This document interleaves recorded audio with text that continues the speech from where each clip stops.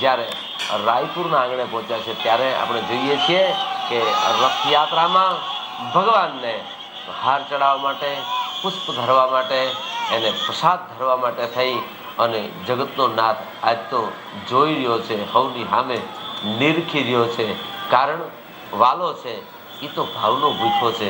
જગતનો નાથ જગન્નાથજી એ તો ભાવનો ભૂખ્યો છે.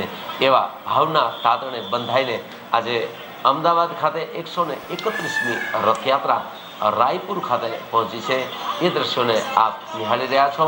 ભગવાનના દર્શન થઈ રહ્યા છે. ત્યારે આપણે એના દર્શન કરી ભગવાનને બે હાથ જોડીને કહી કે હે વાલા, રાધાના માટમાં કાનુડો વેચાય, કાનો વેચાય હરી ઓઠે વેચાય. કવિદાર એમ કે છે કે હે વાલા, હે કૃષ્ણ કનૈયા, હે જગન્નાથ જગન્નાથજી, તારી હારે ભાવથી જો તાતણો બાંધી તો તું કેવો છું?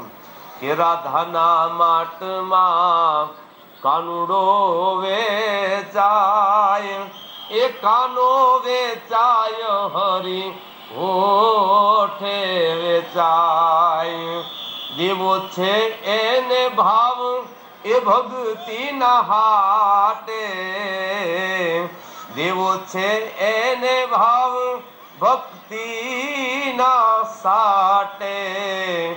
મોઘા મોતીડાથી એના મૂલવાય, એ રાધાના માટમાં કાનુડો વેચાય. આજ તો હાવ હાચો પરમ તત્વ પરમેશ્વર છે એ અમદાવાદની શેરીઓમાં જાણે કે વેચાવા હાટું થઈ નીકળો હોય. આજ તો જાણે કે પરમ તત્વ છે એ પોતાનું લીલામ કરી નાખવા માટે થઈ નીકળો હોય કે હે મારા માનવા વાળા ભાવુક ભક્તો, હાલો આજ હું તમારી હારે છું.